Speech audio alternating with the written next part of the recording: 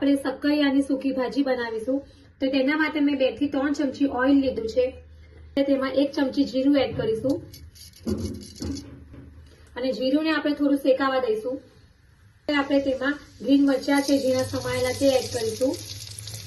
ત્યાર પછી આપણે તેમાં 1 ચમચી સફેદ તલ એડ કરીશું. ત્યાર પછી આપણે તેમાં 2 થી 3 નંગ કાજુના ટુકડા છે તે એડ કરીશું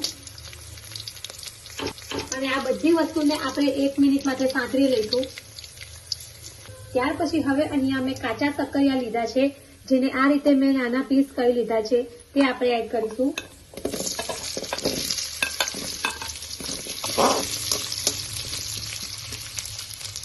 સોલ્ટ એડ કરીશું.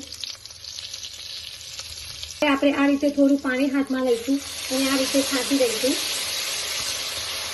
આ રીતે ઢાંકણ ઢાંકીને શક્કરિયાને 10 થી 12 મિનિટ માટે કૂક કરી લઈશું અને સૂકી ભાજી છે તે રેડી છે.